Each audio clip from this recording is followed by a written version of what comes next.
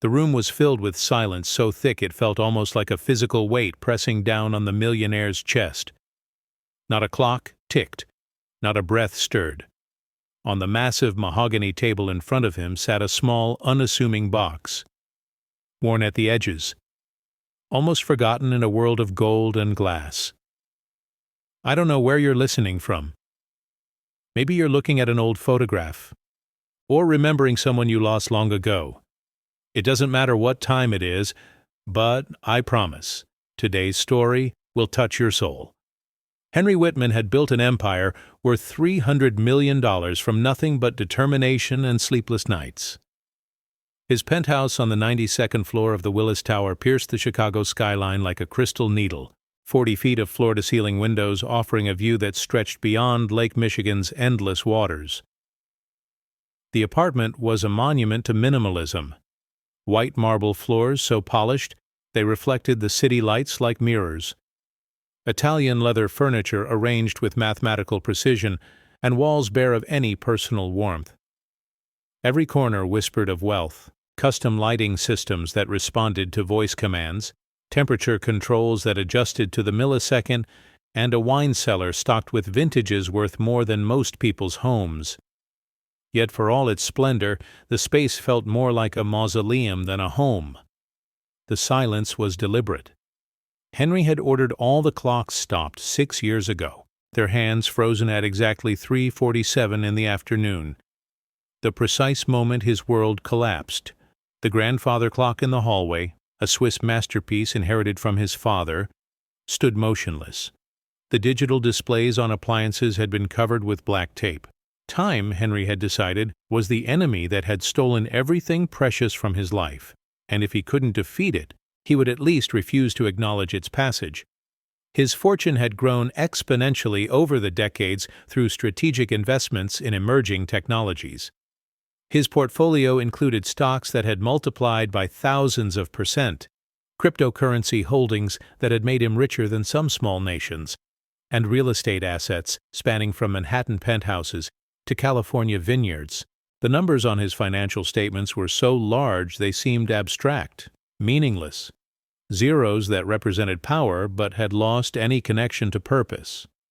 His accountants managed trusts within trusts, offshore accounts that generated interest faster than he could spend it, and business ventures that operated independently of his attention. Money flowed in like an unstoppable river, yet Henry felt spiritually impoverished. The transformation from hopeful entrepreneur to isolated mogul had been gradual, almost imperceptible. In the early days, when he was building his first tech startup from a cramped office in Lincoln Park, Henry had dreamed of success as a means to create the perfect family life. He met Emily during those hungry years, when his bank account showed double digits and his dinner often consisted of ramen noodles and determination. She was a kindergarten teacher with eyes that sparkled when she talked about her students, and a laugh that made Henry believe anything was possible. They married in a simple ceremony at Holy Name Cathedral, with Emily's homemade dress and flowers picked from her mother's garden. Their son, Michael, arrived 3 years later, a boy with his mother's gentle spirit and his father's stubborn curiosity. For 15 beautiful years, success had felt meaningful. Henry's companies flourished, his net worth climbed into the tens of millions, then hundreds of millions, but home remained his sanctuary. Emily would wait for him each evening with stories about her classroom adventures, and Michael would proudly display his latest drawings or school projects. Sunday mornings meant pancakes with real maple syrup, church services where they sat in the same pew every week, and afternoon walks along the lakefront where Michael would collect smooth stones, and Emily would point out cloud shapes in the endless Midwestern sky. But wealth, Henry discovered too late, could be a jealous mistress. The more successful he became, the more time it demanded. Board meetings stretched into evenings, business trips extended into weeks, and phone calls interrupted family dinners with increasing frequency. Emily never complained, but Henry began to notice the subtle changes. How she stopped waiting up for him. How Michael's bedtime stories became his responsibility alone. How their conversations grew shorter and more practical. The irony was cruel. He was building an empire to secure their future, but in doing so, He was sacrificing their present. The end came with the swift brutality that characterizes life's cruelest moments. Emily's diagnosis arrived on a Tuesday morning in spring, delivered by a doctor whose expression prepared Henry even before the words were spoken: pancreatic cancer, stage 4, 12 months at most. The fortune that had consumed so much of his attention proved utterly worthless against the disease that was stealing his wife. He hired the best oncologists money could buy, flew her to treatment centers across the country, and spent millions on experimental therapies that promised hope but delivered only temporary delays. Emily faced it all with the same quiet strength she had shown throughout their marriage, holding his hand during chemotherapy sessions and smiling even when the treatments left her too weak to stand. Michael, then 21 and home from college, became his mother's constant companion during those final months. He read to her from the books she loved, played soft music on his guitar, and filled the penthouse with the same warmth that Emily had always radiated. Father and son grew closer during that time, united in their devotion to the woman who had shaped them both. But when Emily slipped away on that March afternoon, something fundamental broke inside both of them. The funeral was a blur of condolences and business associates offering support that felt hollow and ritualistic. Michael returned to Northwestern to finish his senior year, but something had changed between him and his father. Their conversations became strained, filled with the weight of shared grief that neither knew how to process. Henry threw himself into work with desperate intensity, acquiring companies and expanding investments as if financial growth could somehow fill the void Emily had left. Michael grew distant, then resentful, then finally absent altogether. He graduated without ceremony, moved to Oregon for graduate school, and their relationship dwindled to obligatory holiday phone calls and birthday cards with generic messages. Now, 6 years later, Henry existed rather than lived in his pristine prison high above Chicago. He woke each morning to the same view: 8 meals prepared by a chef who worked in respectful silence and conducted business through video calls that could have been recorded years earlier for all the passion they contained. His personal assistant managed his calendar, his housekeeper maintained the spotless environment, and his financial advisors continued growing wealth that had lost all meaning. The fortune that had once represented dreams and security now felt like a wall separating him from any authentic human connection. The penthouse had become a shrine to stopped time and abandoned hope. Emily's favorite chair remained exactly as she had left it, with a bookmark still marking her place in the novel she would never finish. Michael's childhood bedroom was preserved like a museum exhibit, his baseball trophies and science fair ribbons gathering dust behind glass cases. The kitchen, once filled with the aroma of Emily's famous chocolate chip cookies and the sound of family laughter, now served only to store bottled water and the occasional business lunch catered by expensive restaurants. Henry moved through these spaces like a ghost, haunting his own life, surrounded by reminders of what he had possessed and lost. Yet even in his isolation, Henry maintained the habits that had built his empire. He still reviewed financial reports each morning, still made strategic decisions that affected thousands of employees, and still commanded respect in boardrooms across the city. His wealth continued to multiply through careful investments and the compound growth of assets he had accumulated over decades. But the numbers on his portfolio statements might as well have been hieroglyphs from an ancient civilization, symbols of power that had become meaningless without anyone to share them with. The mansion stood as a testament to what money could buy, but also to everything it could never purchase or restore. On the south side of Chicago, in a neighborhood where the Willis Tower appeared as a distant gleam against the horizon, 8-year-old Malik Johnson was discovering the world with eyes full of wonder and hands that seemed to carry magic wherever they went. His universe was measured in city blocks rather than financial portfolios, but it contained riches that Henry's billions could never buy. Malik lived with his mother, Letitia, in a 2-bedroom apartment on the 3rd floor of a brick building that had weathered 7 decades of Chicago winters. The hallways smelled of Mrs. Rodriguez's empanadas from the 2nd floor and Mr. Washington's pipe tobacco from the 1st, while sounds of life filtered through thin walls, babies crying, television programs in 3 different languages, and the rhythm of footsteps on creaking stairs. Their apartment was small but filled with warmth, hand-me-down furniture arranged with care, photographs covering every available surface, and windows that caught the morning light and painted everything golden. The kitchen was the heart of their home, where Letitia worked miracles with ingredients that cost less than Henry spent on a single bottle of wine. Sunday mornings brought the aroma of buttermilk biscuits and bacon, while weekday dinners might feature red beans and rice or spaghetti with sauce made from canned tomatoes and love. Malik would sit at the small table doing homework while his mother prepared meals, their conversations flowing between his school adventures and her work stories from the community center where she coordinated after-school programs for neighborhood children. Letitia had been raising Malik alone since his father disappeared when the boy was 3, leaving behind only child support payments that arrived sporadically and empty promises to visit that were broken with disappointing regularity. She worked 2 jobs to keep them afloat, morning shifts at the community center and evening cleaning offices downtown, but she did so with a determination rooted in profound love for her son. Her own mother had raised 5 children without help after their father died in Vietnam, and Letitia carried that legacy of strength like an invisible crown. Despite their financial constraints, Malik's childhood was rich with experiences that money couldn't purchase. Summer afternoons meant playing in the spray from opened fire hydrants, while winter evenings brought hot chocolate and stories that Letitia remembered from her own childhood.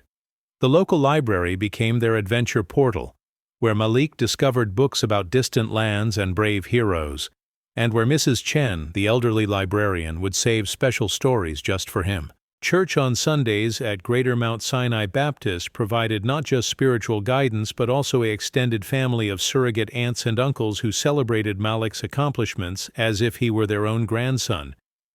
Malik possessed a quality that adults struggled to define but recognized instantly, an intuitive wisdom that seemed too profound for his 8 years. When Mrs. Parker from downstairs was hospitalized with pneumonia, Malik created get-well cards with crayon drawings of flowers and sunshine. When the Johnson family from across the hall was evicted and had to move in with relatives, Malik helped carry their boxes without being asked and shared his own toys with their children. His teacher, Miss Rebecca, often marveled at how Malik could comfort a crying classmate with just the right words or how he instinctively knew when someone needed encouragement. The boy's faith was as natural as breathing. He prayed before meals with genuine gratitude, not ritualistic recitation, thanking God for everything from sunny days to his mother's laughter. During church services, while other children fidgeted and counted ceiling tiles, Malik listened to every word with focused attention, as if the pastor were speaking directly to him. His favorite hymn was "Amazing Grace," which he would hum unconsciously while coloring or playing with his toy cars, the melody floating through their apartment like incense. Letitia often wondered how her son had developed such deep empathy in a world that seemed increasingly cynical. She had worked hard to shield him from the harsher realities of their neighborhood. The drug dealing that happened in the alley behind their building, the violence that occasionally erupted on weekend nights, and the chronic poverty that trapped so many of their neighbors in cycles of desperation. Yet somehow Malik had absorbed only the positive aspects of their community. The way neighbors looked out for each other's children, the pride people took in small victories, and the underlying current of hope that persisted despite external challenges. The collision between Malik's world and Henry Whitman's began with a field trip that neither could have anticipated. Malik's school, Lincoln Elementary, had been selected to visit the Henry Whitman Children's Medical Center, one of several charitable foundations that the Millionaire's accountants had established for tax purposes, but that Henry himself had never actually visited. The irony was not lost on anyone who understood the situation. A man who had isolated himself from all human connection had created institutions dedicated to healing children, though his motivations were financial rather than philanthropic. Miss Rebecca had prepared her third-grade class for weeks before the visit, explaining that they would see a hospital where doctors helped children with rare diseases and where some of the most advanced medical equipment in the world was used to save lives. Malik listened with characteristic intensity asking thoughtful questions about how the doctors learned to help sick children and whether the hospital had enough toys to make the patients feel better. His classmates were excited about the bus ride downtown and the chance to see the tall buildings they had only glimpsed from a distance. The morning of the visit, Malik wore his best church clothes, a button-down shirt that Letitia had ironed carefully, and pants that were slightly too long but would fit perfectly in a year. He carried his worn backpack containing a packed lunch, a permission slip signed in his mother's careful handwriting, and a small wooden box that he had made in art class. The box was rough around the edges, stained with wood color that didn't quite match, but Malik treasured it because it represented hours of patient work under Mr. Thompson's guidance in the after-school program. The Henry Whitman Children's Medical Center occupied 15 floors of a gleaming tower in the heart of Chicago's medical district, its lobby appointed with marble floors and abstract sculptures that spoke of serious money and institutional purpose. When the group of third-graders entered through the massive glass doors, their chatter echoed off the vaulted ceilings like bird songs in a cathedral. Most of the children pressed their faces against the floor-to-ceiling windows to gawk at the cityscape below, but Malik was drawn to something else entirely. Near the elevator bank stood a display case containing photographs and documents related to the hospital's founding. Most adults would have seen only promotional materials designed to impress donors, but Malik's attention was captured by one particular image, a photograph of Henry Whitman cutting the ribbon at the hospital's opening ceremony 3 years earlier. In the picture, the millionaire was surrounded by dignitaries and medical professionals, all smiling broadly for the cameras. But Malik noticed something others had missed: Henry's eyes, which looked profoundly sad despite his formal smile. The boy studied the photograph with the intense focus he brought to everything that captured his interest. Something about the man's expression reminded him of his friend Marcus from church, whose father was deployed overseas with the army. Marcus always smiled when people asked about his dad, but his eyes carried the same shadow of loneliness that Malik recognized in the billionaire's photograph. Without fully understanding why, Malik felt his heart fill with the familiar urge to help someone who was hurting. As the tour group prepared to board the elevator for their scheduled visit to the pediatric wards, Malik made a decision that would change 2 lives forever. He approached the security guard stationed near the information desk, a kind-faced woman named Dorothy, who had been watching the children with grandmotherly affection. "Excuse me, ma'am," Malik said with the polite formality that Letitia had drilled into him from earliest childhood. "Is the man in that picture here today? The one who built this hospital?" Dorothy looked down at the small boy with surprise. Most visitors, especially children, were interested in the medical equipment or the colorful murals decorating the pediatric floors, not the administrative photographs. "Mr. Whitman? Well, honey, he owns the building, but he doesn't usually. Why do you ask?" Malik considered his answer carefully, as he did most things. He looked sad in the picture. "I thought maybe he needs a friend." The simplicity of the statement, delivered with such sincere concern, caught Dorothy off guard. In the 3 years she had worked at the hospital, she had never heard anyone express personal interest in Henry Whitman's emotional state. The millionaire was discussed in terms of his donations, his business acumen, and his reclusive nature, but never as a human being who might be lonely or in need of comfort. "That's very sweet of you to notice," Dorothy said, kneeling down to Malik's eye level. "Mr. Whitman has an office upstairs, but he's a very important and busy man." "Can I give him something?" Malik asked, pulling the small wooden box from his backpack. "I made it myself. Sometimes when people are sad, little gifts make them feel better." Dorothy found herself in an unprecedented situation. Hospital protocol clearly discouraged unsolicited contact with major donors, especially from third-grade field trip participants. Yet, something about Malik's earnest desire to comfort a stranger touched her heart in a way that professional policies could not address. She had worked in various capacities throughout the medical center and had heard whispered conversations about Henry Whitman's reclusiveness, his isolation since his wife's death, and his apparent disconnection from the very institutions he funded. Perhaps, she thought, the healing power of children that the hospital celebrated in its mission statement might extend to its founder as well. "Let me see what I can do." Dorothy said, accepting the small box from Malik's hands. She was struck by its weight.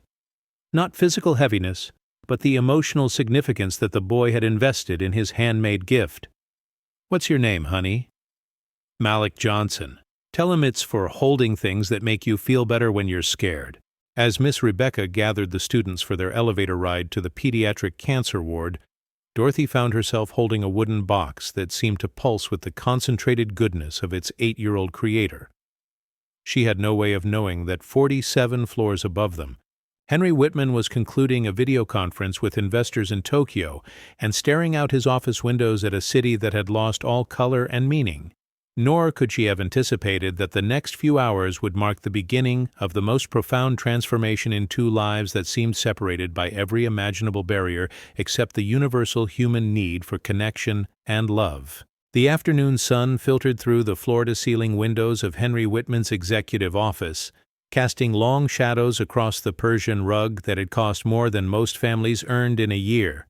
The space reflected his aesthetic preferences and financial status, understated luxury that spoke of serious money without ostentation. A mahogany desk dominated the room, its surface clear except for 3 computer monitors displaying real-time market data from around the world, and a single photograph of Emily and Michael taken during happier times at their lake house in Wisconsin. Henry was reviewing quarterly reports from his various holdings when Dorothy knocked on his office door.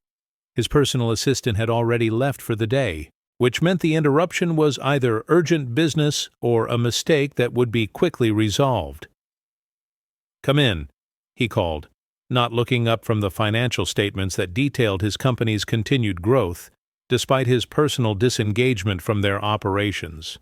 Dorothy entered with the nervous energy of someone venturing into unfamiliar territory. In her 3 years at the hospital, she had never had occasion to visit the administrative floors, much less speak directly with the institution's founder and primary benefactor.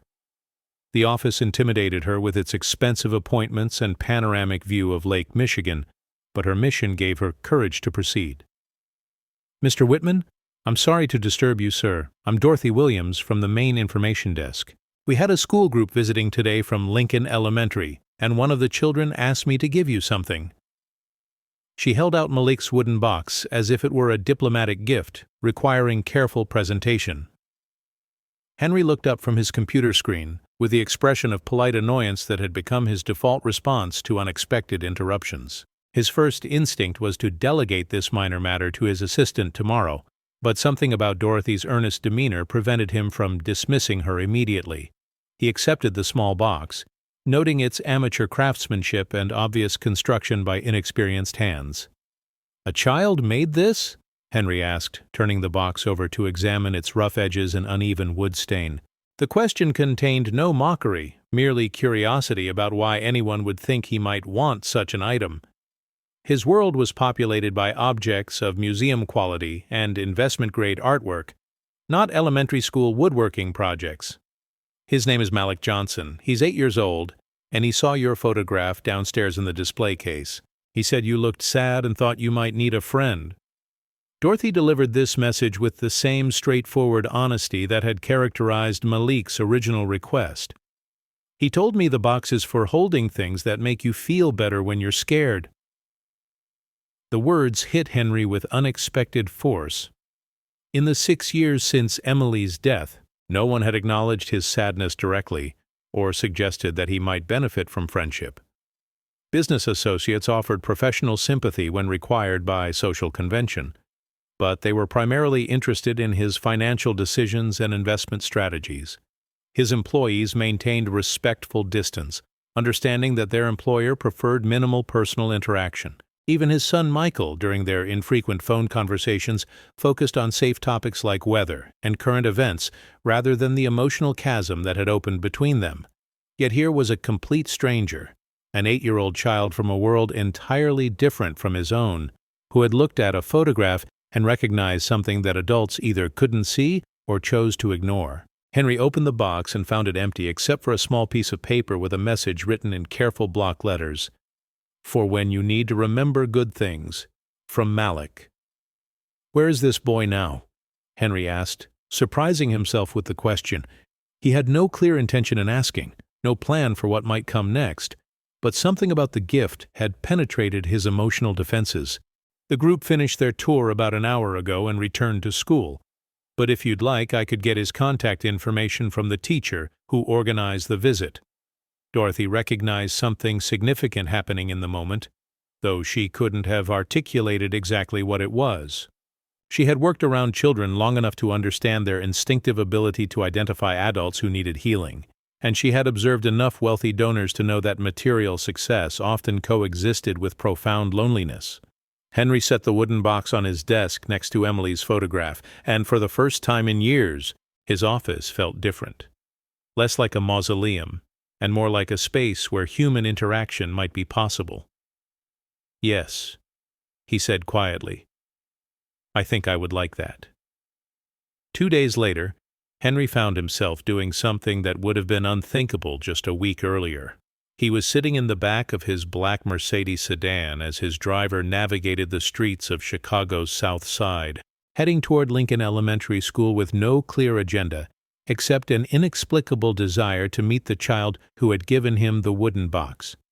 The neighborhood was a revelation to someone who typically moved between his penthouse, his office, and upscale restaurants where business was conducted over meals that cost more than some families spent on groceries in a month. The streets here told different stories than those in Henry's usual geographic orbit. Children played on sidewalks under the watchful eyes of grandmothers sitting on front stoops, their conversations creating a symphony of community life that had been absent from his world for years. Corner stores with hand-painted signs advertised money transfers to Mexico and Guatemala, alongside lottery tickets and household necessities. The aroma of authentic Mexican food drifted from taco trucks parked near bus stops, where workers waited for rides home after long shifts cleaning office buildings downtown.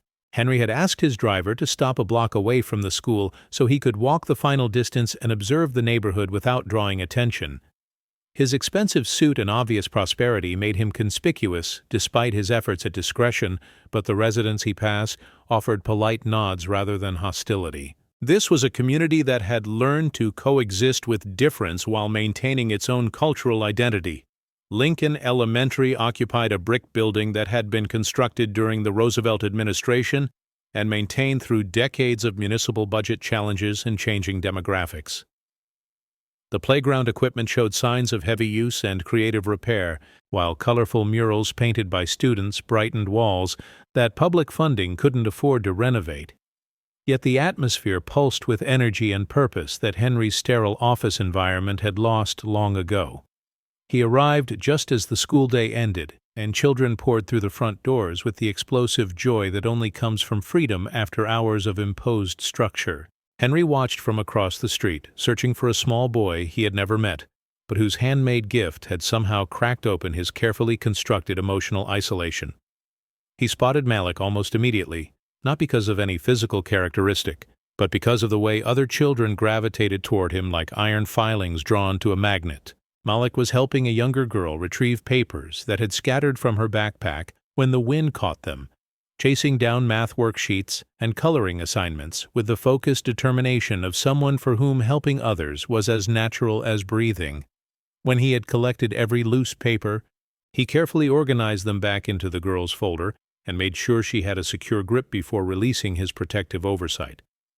The entire interaction took less than 2 minutes, but Henry observed it with the fascination of someone discovering a completely foreign species of human behavior.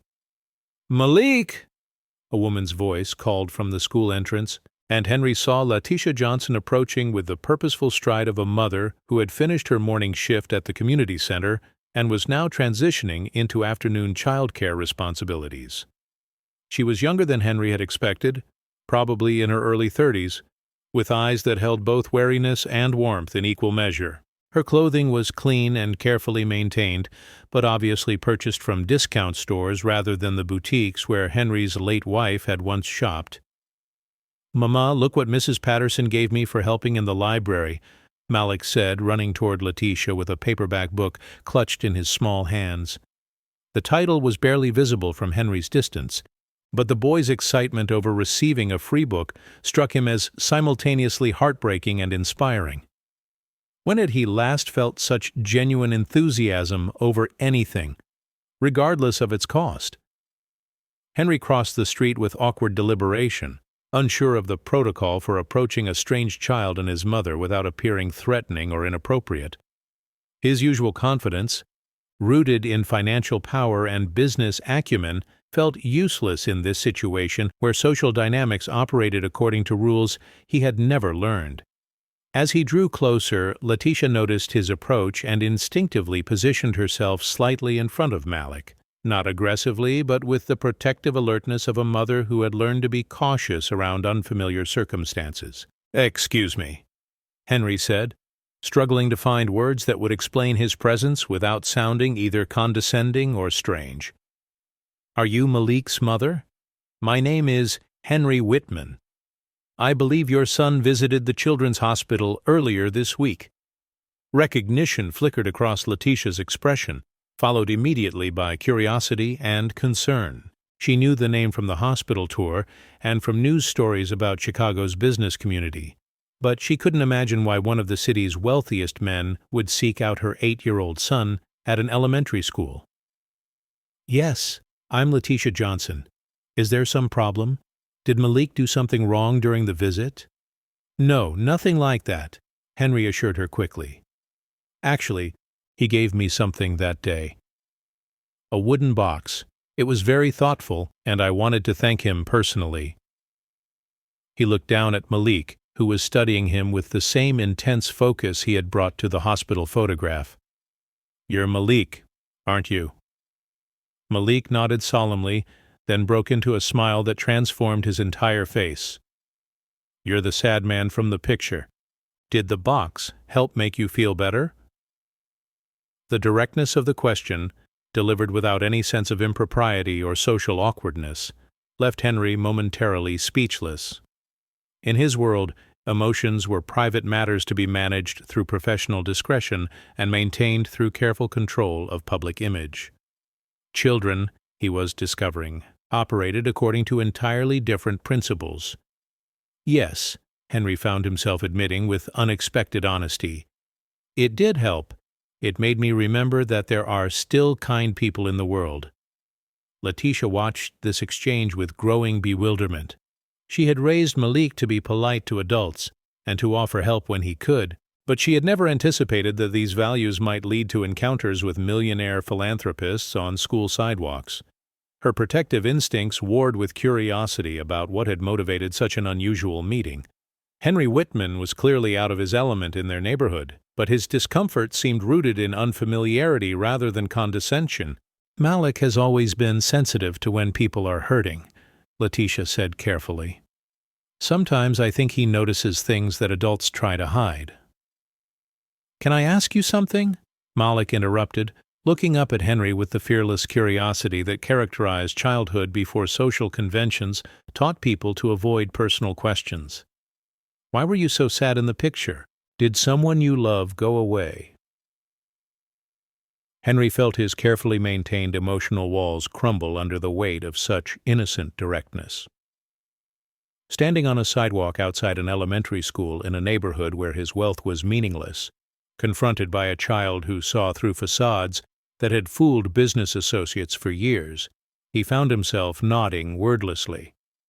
"My wife died," he said simply, "and my son. He went away too, in a different way." Malik considered this information with the seriousness he brought to all important matters. Then he reached into his backpack and pulled out a small toy car, a red pickup truck with paint worn off in several places from years of loving play. "This was my daddy's when he was little like me. He gave it to me before he went away, and it makes me feel better when I miss him.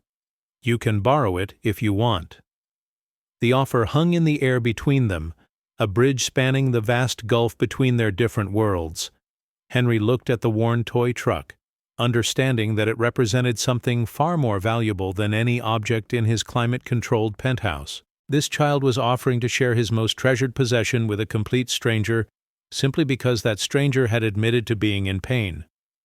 "That's very generous," Henry said, accepting the truck with the reverence he would have shown to a priceless artifact. "Are you sure you can spare it?" "Mama says good things come back when you share them with people who need them," Malik replied with the confidence of someone quoting absolute truth.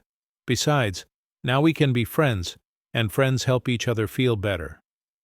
As Henry held the small truck, feeling its weight and the smooth places where countless hours of play had worn away the original paint, he experienced something he couldn't immediately identify.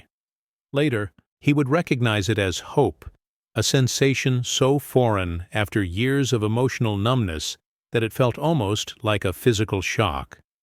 This child's simple act of generosity had accomplished what expensive therapy sessions and business achievements could never manage. It had reminded him that human connection was still possible.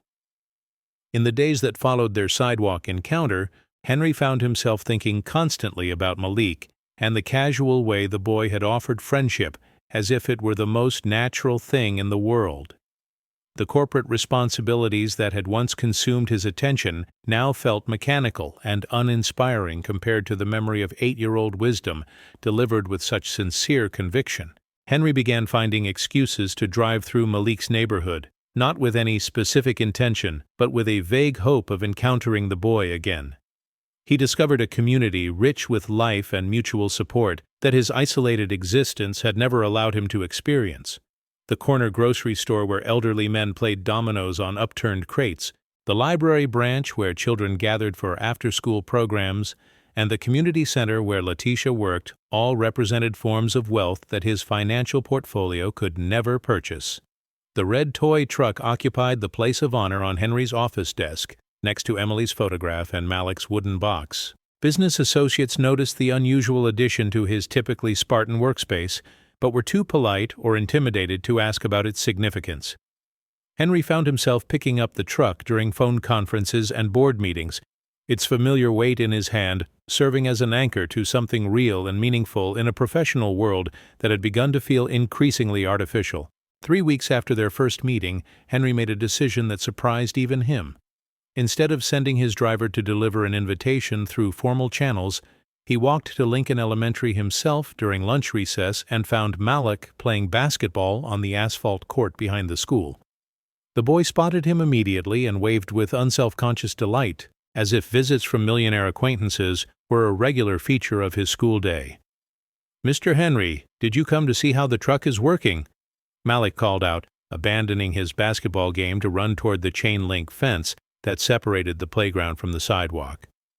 "Actually, I wanted to ask you something," Henry said, kneeling down so they could speak at eye level. "Would you like to come visit my house sometime?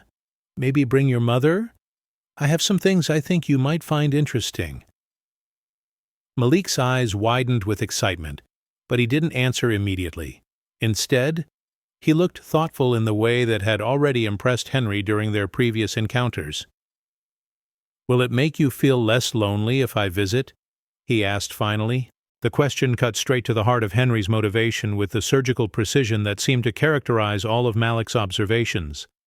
Yes, Henry realized. He was lonely. Profoundly, desperately lonely, in a way that all his wealth and success had been powerless to address. This child's friendship had shown him what his life had been missing, and he wanted more of it. "Yes," Henry admitted. "I think it would." "Then I'll ask Mama if we can come. She always says we should help people when we can, and being someone's friend is helping, isn't it?" As Henry walked back to his waiting car, he reflected on how completely Malik had transformed his understanding of human relationships. In the boy's world, friendship wasn't a transaction or a networking opportunity. It was simply the natural response to recognizing that another person needed companionship. The concept was both revolutionary and primordial, and Henry found himself hungry for more exposure to such uncomplicated goodness. The invitation, when formally extended through Miss Rebecca at school, created a minor crisis of decision for Letitia. She had never been inside a millionaire's home and wasn't sure what such a visit might entail or what it might mean for her relationship with her son. Her natural caution warred with her recognition that Malik's capacity for friendship was one of his greatest gifts, and that attempting to limit it might damage something precious in his character. After several lengthy phone conversations with her mother and her pastor, Letitia agreed to the visit with careful conditions. They would stay for exactly 2 hours, Malik would be supervised at all times, and any future contact would depend on how comfortable everyone felt after this initial meeting. Henry accepted these terms with gratitude and relief, understanding that Letitia's protectiveness came from love rather than suspicion. The appointed Saturday afternoon found Henry pacing through his penthouse with nervous energy he hadn't experienced since his first important business presentation decades earlier. He had ordered lunch from a family restaurant rather than his usual upscale caterers, hoping that hamburgers and French fries might seem more welcoming to an 8-year-old guest. The stopped clocks throughout his home suddenly seemed oppressive rather than meaningful, and he found himself wondering whether children would find his pristine environment intimidating or boring. When the doorman announced Letitia and Malik's arrival, Henry felt a flutter of anticipation that reminded him of Christmas mornings from his own childhood. He rode the elevator down to the lobby to meet them personally, a gesture that surprised the building staff who had never seen him escort guests upstairs. Malik was wearing his church clothes again, his hair carefully combed and his excitement barely contained, despite his mother's obvious instructions about proper behavior in fancy places. Letitia had chosen a simple dress and minimal jewelry, her appearance professional but not ostentatious. Both mother and son looked around the marble lobby with wide eyes, but without the intimidation Henry had feared they might experience. "This building is really tall, Mr. Henry," Malik observed as they rode the elevator toward the penthouse. "Do you live at the very top?" "Almost," Henry replied. "We're going to the 92nd floor. You'll be able to see Lake Michigan from there." "Is that the big water where people go swimming in the summer?" Malik asked, and Henry realized that even something as basic as Lake Michigan represented a different reality for families without access to lakefront property or beach clubs. "Yes, that's right. Maybe sometime you could come swimming there with me," Henry found himself saying, then immediately wondered where such an invitation had come from. He hadn't been swimming in years, hadn't thought about recreational activities since Emily's death, but something about Malik's wonder made him want to share experiences that had lost their meaning when pursued alone. The apartment door opened to reveal Henry's carefully curated world, and for the first time since Emily's death, he saw it through someone else's eyes. The pristine surfaces and expensive appointments that had once represented success now seemed sterile and cold compared to the vibrant life of Malik's neighborhood. Letitia admired the view and the obvious quality of everything around them, but her appreciation was tempered by visible uncertainty about how to behave in such rarefied surroundings. Malik, however, responded with characteristic directness to the elements that captured his attention. He was drawn immediately to the wall of windows overlooking the city, pressing his face against the glass to study the panoramic view. "Look, Mama, you can see our whole neighborhood from here. There's the church where we go on Sundays, and there's the park where we have picnics." Henry joined Malik at the windows, seeing his city transformed through the boy's eyes into a connected community rather than an abstract business environment. For the first time in years, Chicago looked like a place where people lived and loved and built meaningful lives rather than simply a location for corporate headquarters and financial transactions. "Would you like to see the rest of the apartment?" Henry offered, and Malik nodded enthusiastically. The tour became an adventure guided by the boy's curiosity about everything from the kitchen appliances. "Do you cook your own food or does someone else do it?" To the art collection. "Who painted these pictures? Do you know them?" Bruce to the guest room. "Does anyone ever sleep here when they visit you?" To. It was in the guest room that Malik made a discovery that would prove pivotal to their developing friendship. On a bookshelf intended primarily for decoration, he found a collection of children's books that Emily had purchased years earlier in anticipation of grandchildren who had never arrived. The volumes were pristine, their pages never turned by small fingers, their stories never shared during bedtime rituals that had remained forever imaginary. "These are really good books, Mr. Henry," Malik said, carefully examining a picture book about a lonely dragon who learns the value of friendship. Do you read them sometimes? Henry felt his throat tighten with unexpected emotion. No, My wife bought those. She thought maybe someday we would have grandchildren to read to. Malik absorbed this information with his characteristic empathy, then made a suggestion that would have been shocking coming from anyone else. Maybe I could read one to you. Reading stories out loud makes them more fun, and it might make the books happy to finally get used.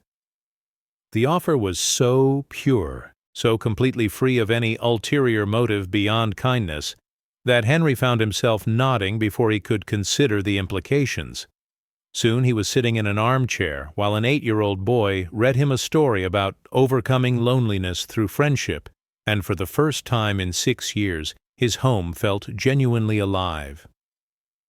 Letitia watched this interaction from the doorway, her initial caution gradually replaced by recognition of something miraculous happening.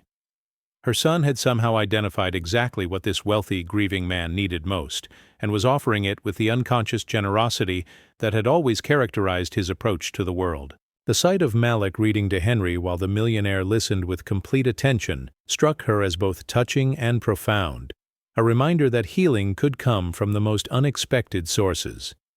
When the story ended, Malik closed the book carefully and looked up at Henry with serious eyes. "Mr. Henry, would it be okay if I came back and read more stories sometimes? I think these books are lonely up here by themselves, and you might like having company while you listen." Henry's voice was barely audible when he replied, "I would like that very much."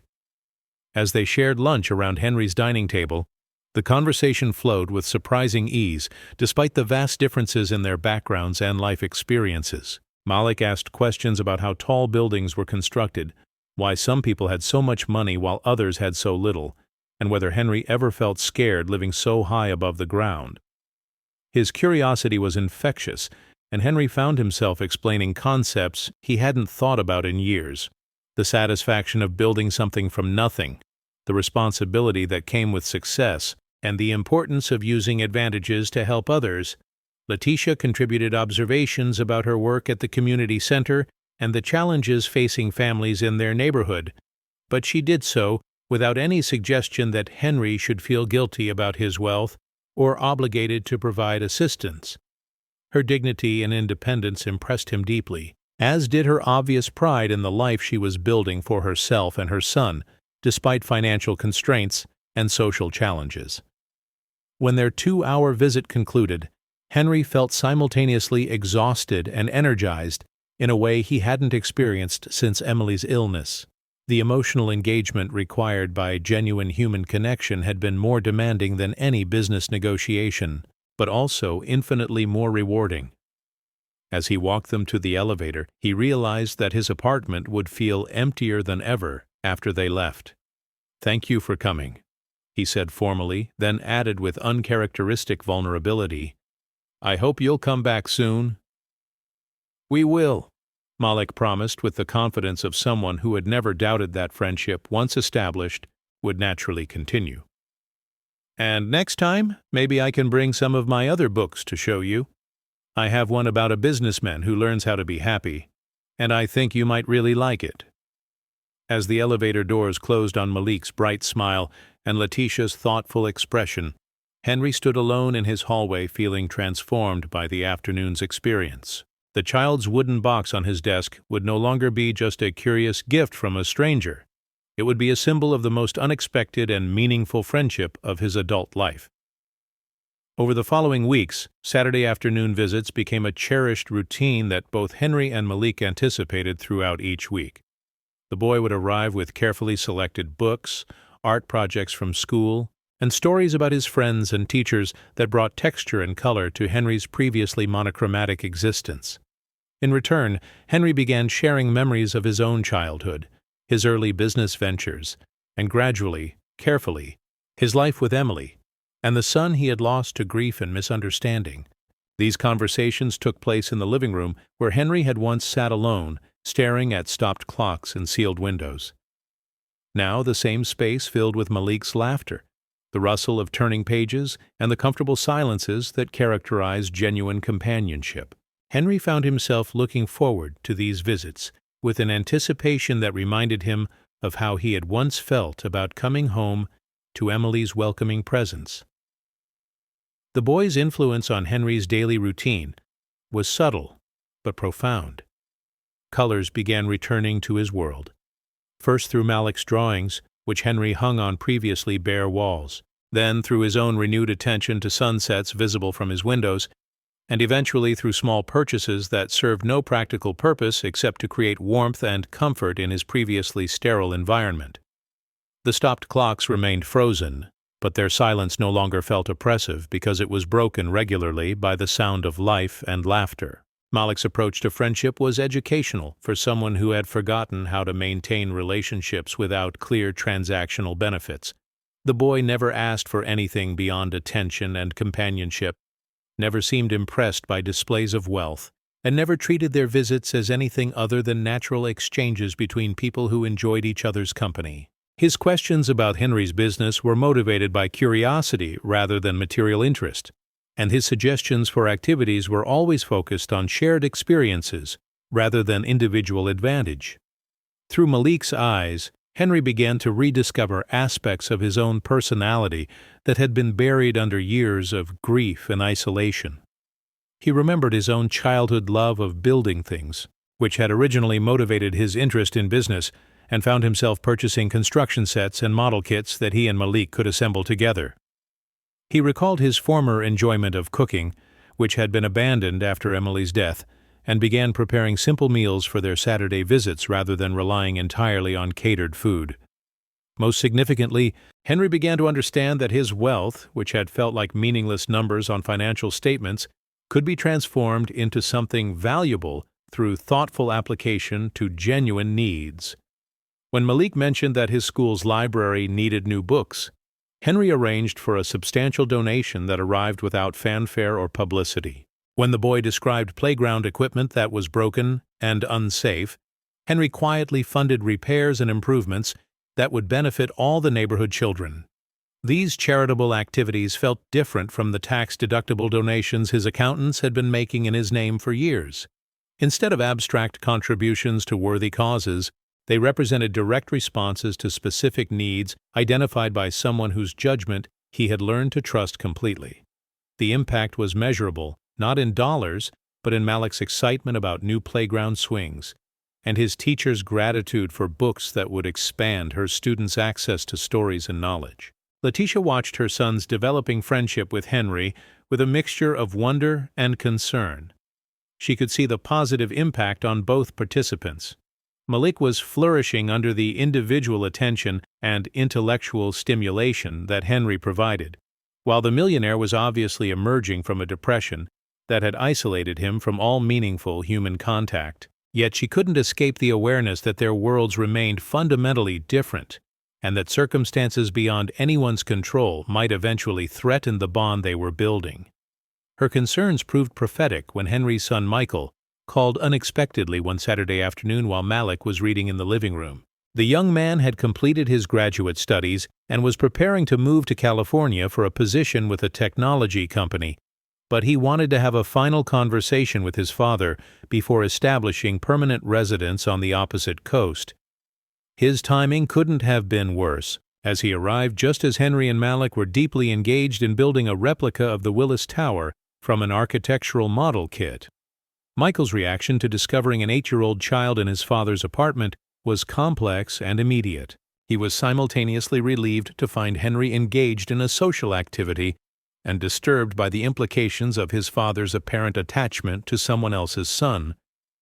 The young man had been carrying his own grief and guilt about the deterioration of their relationship, and seeing Henry animated by Malik's presence felt like both a gift and a betrayal. "Dad, can we speak privately?" Michael asked, his tone carefully controlled but clearly strained by emotions he was struggling to manage. Henry recognized the tension in his son's voice and reluctantly agreed, asking Malik to continue working on the model while the adults talked in the kitchen. The conversation that followed was painful for both men, filled with years of accumulated resentment and misunderstanding that had never been directly addressed. Michael accused his father of replacing him with a convenient substitute who was too young to challenge Henry's authority or remind him of past failures. Henry defended his friendship with Malik as the first genuine happiness he had experienced since Emily's death, but he could hear how his words might sound to a son who felt abandoned and forgotten. Their argument escalated quickly, with both men saying things they immediately regretted, but couldn't take back. The confrontation ended with Michael's announcement that he was leaving Chicago permanently and didn't expect to maintain regular contact with his father. "You seem to have found the family you prefer," he said bitterly. "I hope it works out better than your relationship with your actual son." After signing the final separation papers and taking one last look around the apartment where he had grown up, Michael departed without saying goodbye to Malik, leaving Henry alone with a child who had overheard enough of the argument to understand that something serious had happened. The boy approached Henry with characteristic directness, his eyes filled with worry and compassion. "Mr. Henry, are you sad because your real son is angry at you?" Malik asked, settling beside Henry on the sofa where they had shared so many story-reading sessions. Henry struggled to explain a situation that he didn't fully understand himself, but Malik's capacity for empathy made the conversation easier than it should have been. Together they talked about family relationships, forgiveness, and the ways that grief could make people hurt each other even when they loved one another deeply. Malik listened with the focused attention he brought to everything important, occasionally asking questions that helped Henry clarify his own thoughts and feelings. "Maybe your son needs time to stop being scared," Malik suggested finally. "Sometimes when people go away, it's because they're afraid of getting hurt again, not because they don't love you anymore." The wisdom contained in this observation struck Henry with the force of revelation. Throughout his years of isolation, he had interpreted Michael's distance as rejection rather than self-protection, and he had responded with his own withdrawal rather than persistent attempts at reconciliation. Perhaps he realized both father and son had been running from the same pain instead of facing it together. But even as Henry began to understand his relationship with Michael more clearly, a new crisis was developing that would threaten his friendship with Malik in ways he couldn't have anticipated. Letitia had been observing the increasingly central role that these Saturday visits played in her son's life, and she was beginning to worry about emotional dependencies that might prove unhealthy for an 8-year-old child. Her concerns intensified when Malik began talking about Henry constantly at home, incorporating references to their conversations into his school assignments, and expressing preferences for activities and foods that reflected his millionaire friend's lifestyle rather than their family's circumstances. The boy wasn't becoming materialistic or demanding, but he was clearly developing an attachment that went beyond casual friendship. Letitia's mother, a woman with strong opinions about child-rearing and social boundaries, voiced the fears that had been growing in the back of Letitia's mind. "That man is lonely and grieving," the older woman observed during one of their Sunday phone calls. "He's using that baby to fill a hole in his heart. And what's going to happen when he gets tired of playing daddy? Malik is going to be left wondering why he wasn't good enough to keep around." The criticism stung because it contained elements of truth that Letitia had been trying to ignore. Henry's attention was clearly therapeutic for him, and their visits were obviously meaningful to Malik, but the relationship existed entirely on Henry's terms and could be ended at his discretion.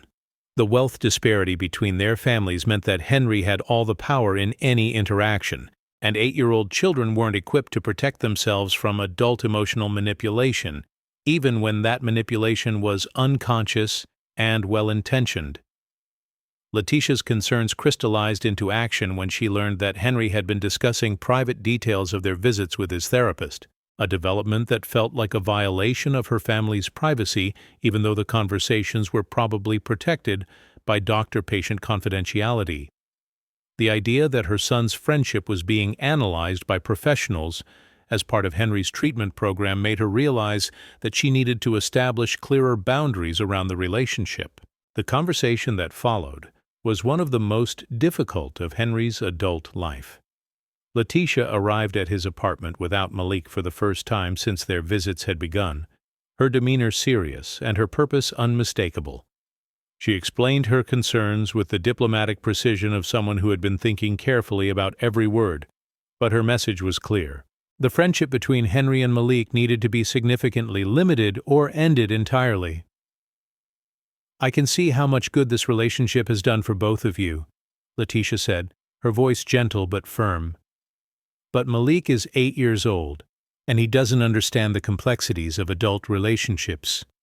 He thinks this friendship will last forever, and he's building his sense of security around someone who might not always be available to him."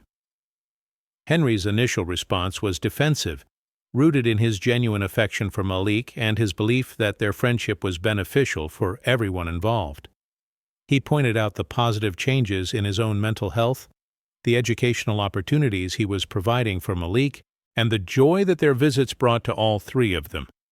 But as Letitia continued to explain her perspective, Henry began to understand the validity of her concerns. The power imbalance between them was undeniable. Henry's wealth gave him advantages and options that Letitia would never possess, and his emotional needs as a grieving widower had the potential to override Malik's developmental requirements as a growing child.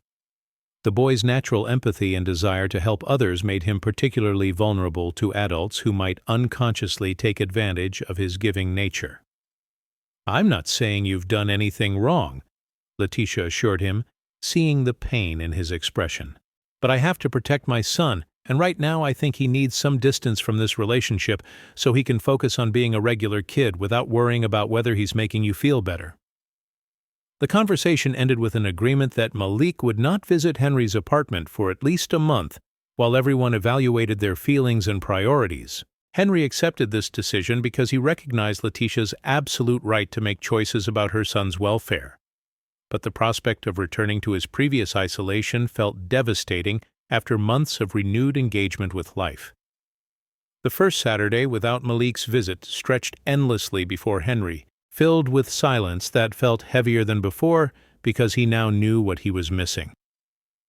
The apartment that had begun to feel like a home reverted to its previous museum-like atmosphere, and Henry found himself staring at the wooden box on his desk while struggling to remember what hope had felt like during those brief months of friendship. His business activities continued automatically, managed by competent executives who required minimal input on his part. But Henry's attention was entirely focused on the empty space that Malik had occupied in his life. He found himself driving through the boy's neighborhood hoping for a glimpse of his small friend, but he was careful to maintain the distance that Letitia had requested. The respect he felt for her as a mother outweighed his own emotional needs, even when those needs felt overwhelming. It was during this period of enforced separation that Henry received a letter that would change everything once again. The envelope was delivered to his office by Malik himself, who had walked the 47 floors from the hospital lobby to the executive level with the determined persistence that characterized all his important missions. The security staff, who had grown accustomed to the boy's visits, allowed him access to Henry's floor even though he was technically violating his mother's restrictions about contact. The letter was written in Malik's careful handwriting on lined paper that appeared to have been torn from a school notebook. Its message was simple, but profound. "Dear Mr. Henry, I know Mama says I can't visit you right now, but I wanted you to know that I'm still your friend. Sometimes when people need space, it doesn't mean they don't love each other. I put something in your box to help you remember that friendship is forever, even when friends can't see each other every day. Love, Malik." Inside the wooden box, Henry found a small photograph that Malik had somehow obtained. A picture of the two of them building the Willis Tower model, both concentrated on their work but clearly enjoying each other's company. On the back of the photograph, Malik had written, "For when you feel lonely and need to remember good things." The gift broke through Henry's emotional defenses completely, releasing tears he had been holding back since Emily's death and allowing him to grieve not just for his wife, but for all the relationships he had damaged through his inability to process loss in healthy ways. He cried for Michael, whose childhood had been overshadowed by Henry's obsession with business success. He cried for Emily, whose final months had been spent trying to hold their family together while her husband struggled with his own helplessness. And he cried for Malik, whose innocent friendship had shown him what his life could be like if he found the courage to love again despite the risk of future loss. But even as Henry experienced this emotional catharsis, he was making a decision that would prove to be the most important of his adult life. Instead of wallowing in self-pity or retreating further into isolation, he chose to honor Malik's friendship by becoming the kind of man who deserved such a gift. If their relationship was going to be limited or ended, he would use the lessons the boy had taught him to transform his life in ways that would create a lasting positive impact. The transformation began with a phone call to Michael that Henry had been avoiding for months. His son was settled in California, working at a tech startup and building a life that didn't include regular contact with his father. But Henry was determined to bridge the gap that grief and misunderstanding had created between them. The conversation was awkward and tentative at first, filled with years of accumulated hurt that couldn't be resolved in a single discussion. But Henry approached the relationship with the patience and empathy that Malik had taught him, listening to Michael's perspective without defending his own actions and acknowledging the ways his grief had damaged their connection.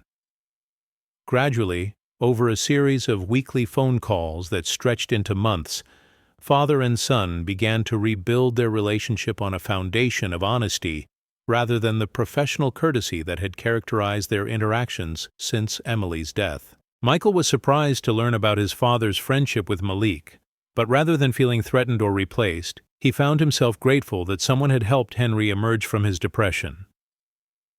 The young man had been carrying his own guilt about abandoning his father during a period of obvious emotional need, and knowing that Henry had found companionship and purpose eased some of his own regret.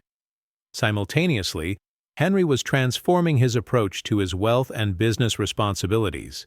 Instead of viewing his companies as abstract entities that generated profit, he began to understand them as organizations that could create positive impact through thoughtful leadership and ethical practices. The community center where Letitia worked became the recipient of a major donation that funded after-school programs and educational initiatives, while Lincoln Elementary received resources that would benefit students for generations.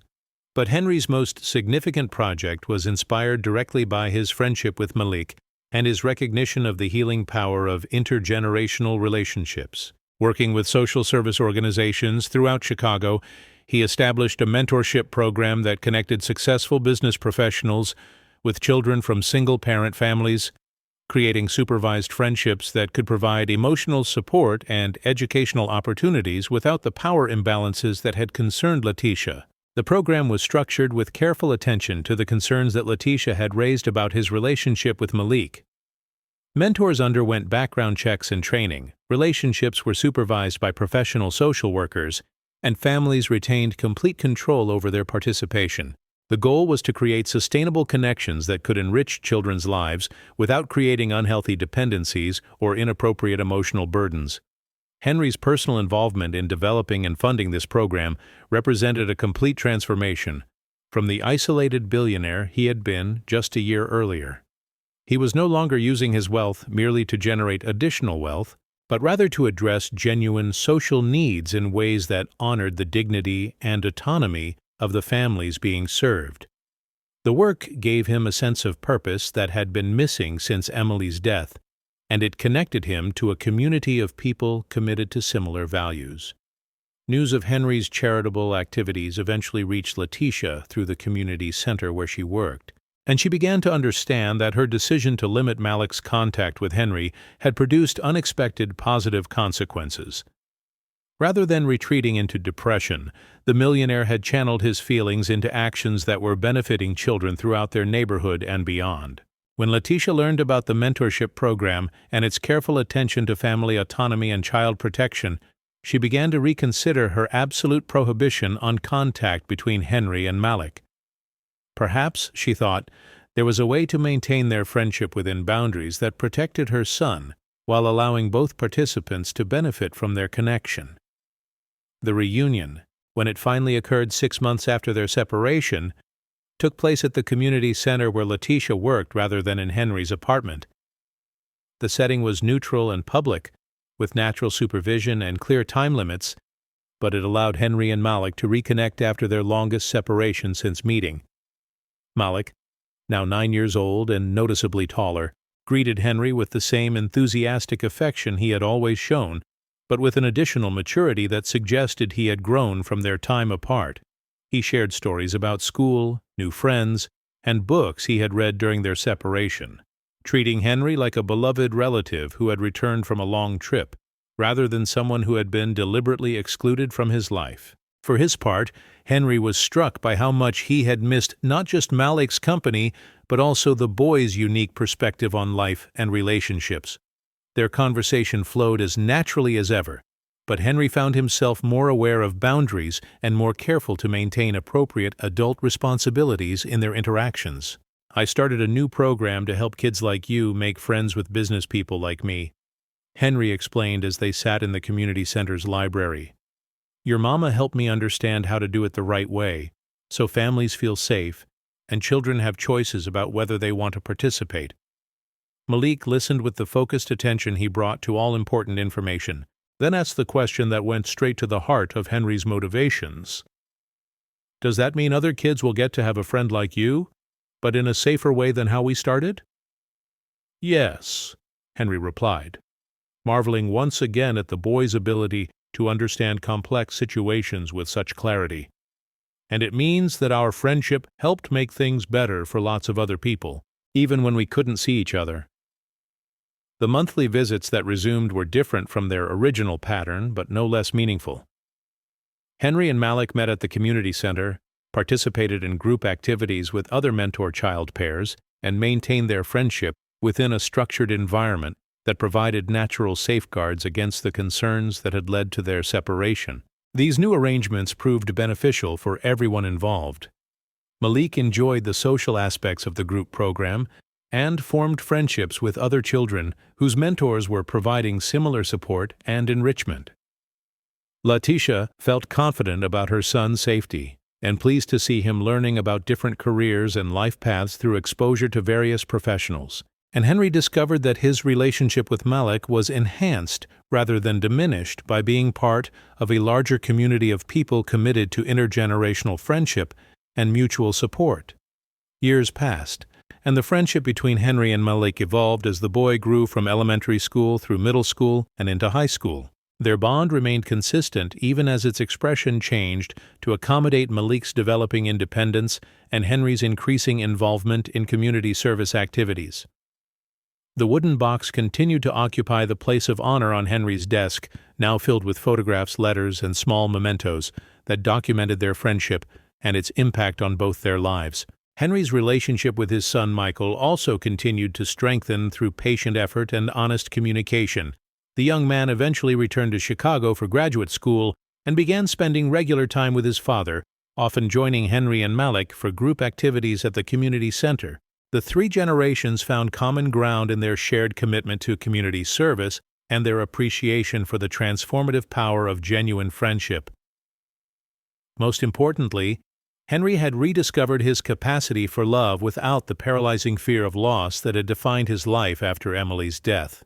He learned to invest emotionally in relationships while accepting their temporary nature, to find joy in the present while planning thoughtfully for the future, and to use his advantages to create positive change rather than simply accumulate additional wealth.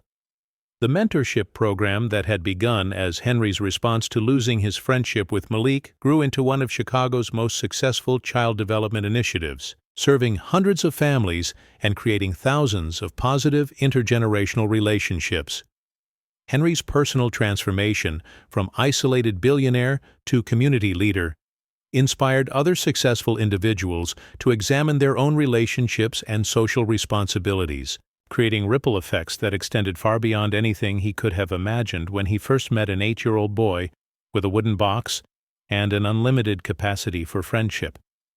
On quiet evenings, as Henry sat in his apartment looking out over the city lights and remembering all the changes that had flowed from one child's simple act of kindness, he often reflected on the mysterious ways that healing and redemption could enter even the most carefully guarded life.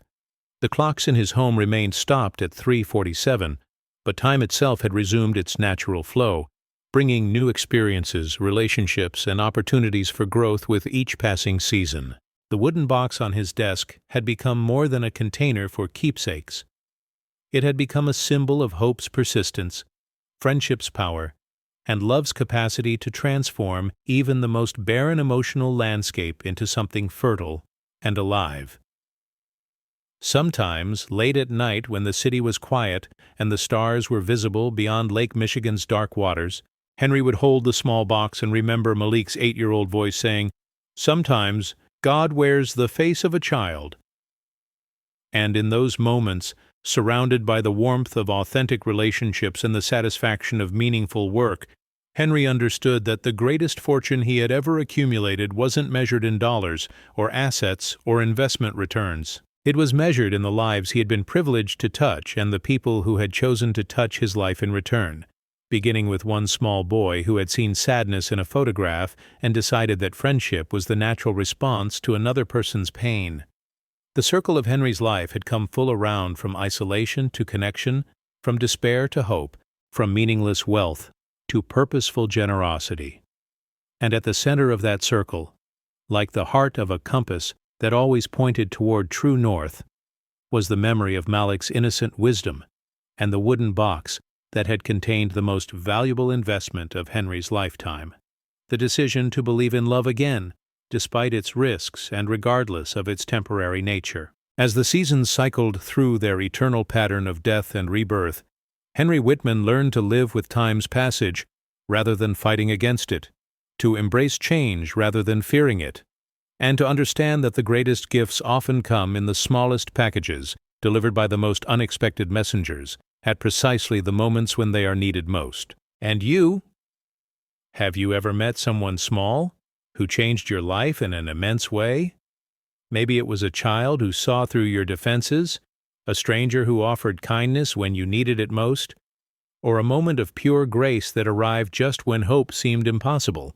Tell me your story in the comments below, because these connections, these sacred encounters between souls who recognize each other across all barriers of age and circumstance and social position, are the true miracles that surround us every day. If this story touched something deep in your heart, if it reminded you that healing is possible and that love still exists in a world that often feels cold and disconnected, then please leave a like and subscribe to this channel. Share this message with someone who needs to remember that they are not alone, that friendship can bloom in the most unexpected places, and that sometimes the smallest acts of kindness create the largest transformations. Because in the end, we are all walking around with invisible boxes in our hearts, waiting for someone brave enough and loving enough to help us fill them with hope. And sometimes, if we are very fortunate, we get to be that someone for another person. The unexpected messenger, the small miracle, the friend who arrives precisely when they are needed most.